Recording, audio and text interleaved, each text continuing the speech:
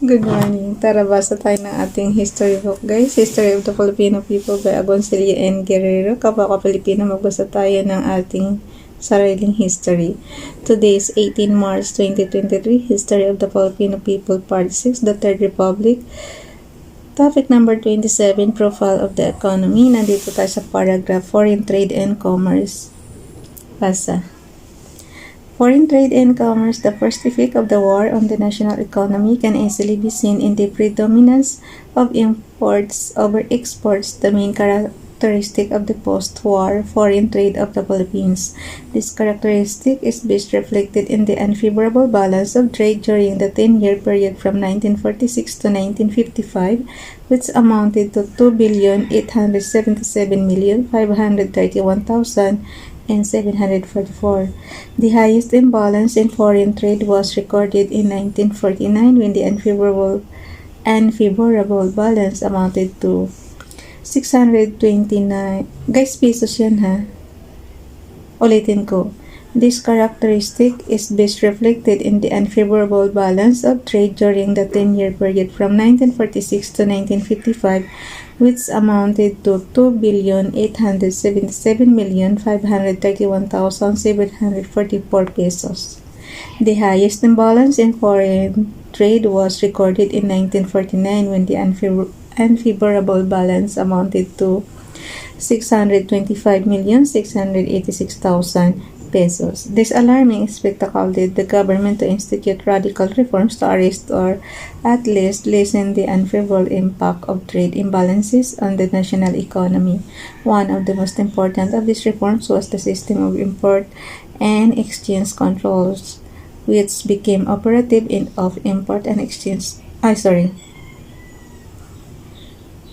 exchange control, which became operative in 1949 or 1950.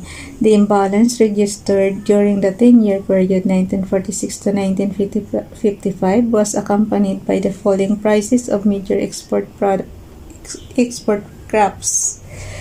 such as avocado, sugar, and copra. The total foreign trade of the Philippines during the period under study amounted to 15,732,448,123 pesos, of which about 70% constituted trade with the United States. Mineral production. The extensive mineral wealth of the country has not been fully exploited owing principally to the lack of sufficient Filipino capital. This mineral wealth can be gleaned from the report of the Bureau of Mines in 1956. 15 million tons of gold and silver reserves worth 250 million pesos. 1.2 billion tons of iron ores worth 12 billion pesos. 22 million tons of copper worth 320 million pesos. 10 million tons of chromium ores worth 270 million pesos. 0.2 million tons of manganese worth 12 million pesos. 12 million tons of coal worth 180 million pesos and 60 million tons of other minerals and non-metals worth 738 million pesos. Production from 1946 to 1956 showed great improvements in 1946 owing mainly to the destruction of machinery and mining tools. The total mineral production, which included gold, silver, base metal, and non-metals, was valued at 3,997,035 pesos. This amount increased to 196,710,488 pesos in 1956. The Belmation Report. Despite efforts to rehabilitate agriculture, industry, and trade, the national economy continued to be anemic.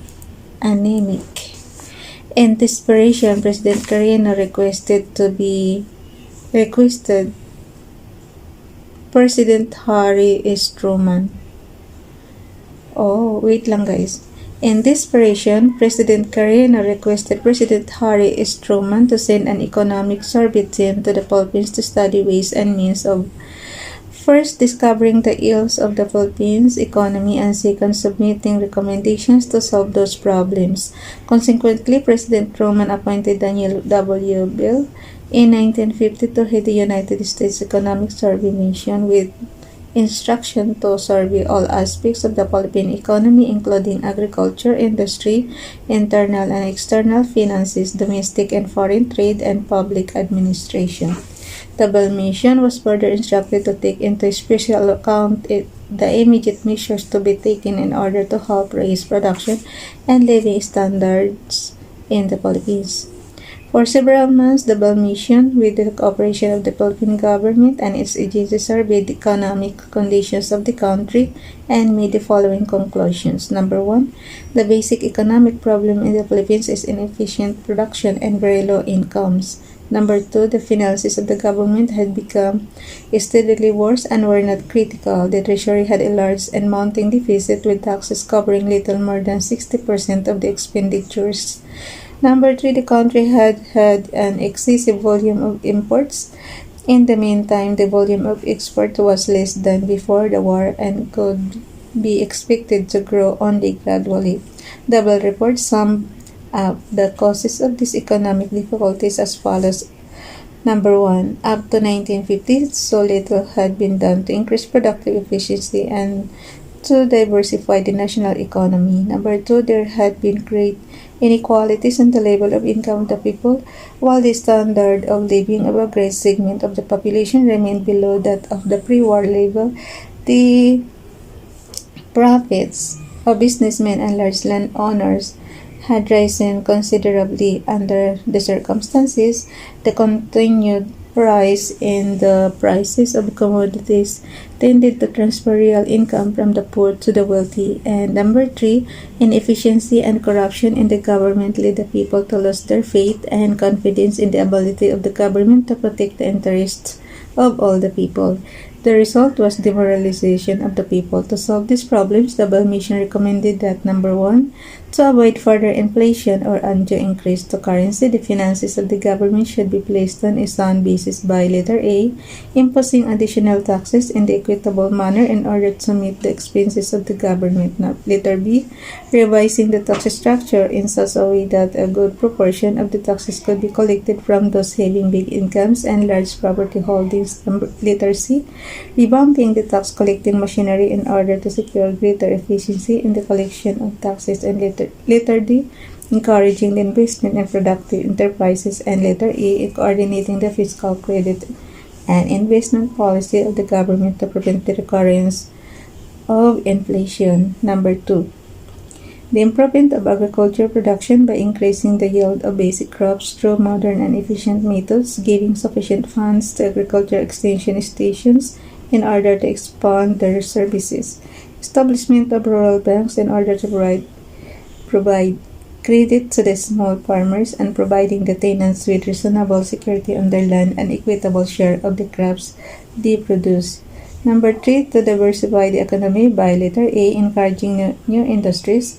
Letter B, developing power and transportation facilities needed for the development of the national economy. Letter C, coordinating the activities of all government corporations and abolishing those that had proved ineffective. And letter D, giving financial assistance to productive enterprises. Number 4, to reduce undue demands for imports, a special emergency tax of 25% be levied for a period that lasting more than 2 years on imports except rice, corn, flour, canned fish, and milk and fertilizer. Number 5, to undertake an adequate program of public health and education and to provide better facilities for urban housing, to pass laws for protection of the workers. Mahil lang muna natin dito.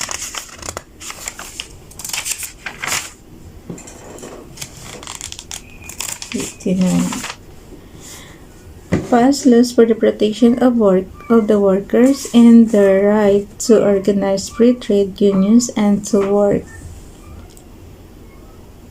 freely for their economic well-being, and to establish a minimum wage for urban and agricultural workers in order to provide them with subsistence standards of living. Umiiyak yung pusa. To improve public administration in such a way, yung background noise guys, umiiyak ng pusa. Number 6, to improve public administration in such a way as to ensure honesty and efficiency in the government. Number 7, American financial assistance of $250 million through grants and loans to help carry out the 5-year program of economic development and technical assistance. The government through the years from President Carino to President Garcia has taken steps to implement the recommendations of the Well Survey Mission. Some of these were the establishment of rural banks, the passage of the Magna Carta of Labor and other labor laws, the encouragement of new and necessary industries, the institution of the system of import and exchange controls, and the reorganization of the government and the reclassification of employees and officials. So hanggang dyan na lang muna guys, focus na itong financial institutions. Bye everyone, God bless.